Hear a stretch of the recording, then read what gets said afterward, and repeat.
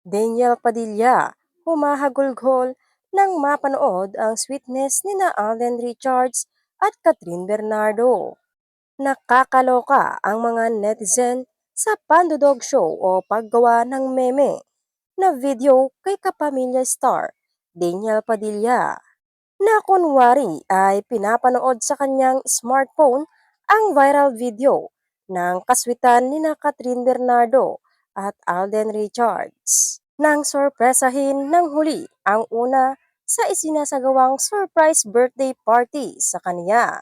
Ang ginamit ng kung sino mang netizen ang my time para mag-edit dito ay mula sa eksena ni Daniel sa Crazy Beautiful You na pelikula ng Katniel noong 2015. Sa nabanggit na eksena, makikitang umiiyak si Daniel Padilla habang tinatanong siya ng aktres na si Asunta De Rossi kung nasaan na ang kapeng itinitimpla nito sa kanya na gumanap na nanay niya sa pelikula.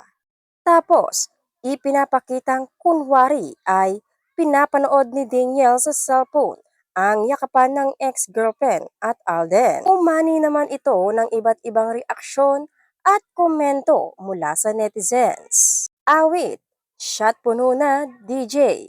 Kaloka, move on na kasi kayo. Ang taba ng utak nang nag-edit. Daming time nang nag-e-edit. Di ka busy? Iyak ngayon si Daniel kasi may Alden na.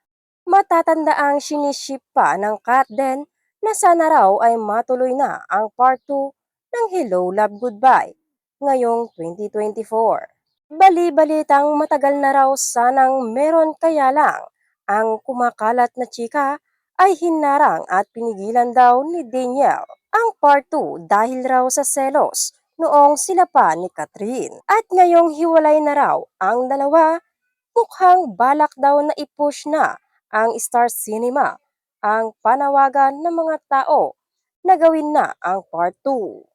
Batay sa mga kumakalat na chika, mukhang isasali raw sa 2024 Metro Manila Film Festival ang part 2 directed by Direk Cathy Garcia Sampana. Pero habang isinusulat ang artikulong ito, wala pang tugon, reaksyon o kumpirmasyon ang Star Cinema tungkol sa nilulutong part 2 na ito ng HLG.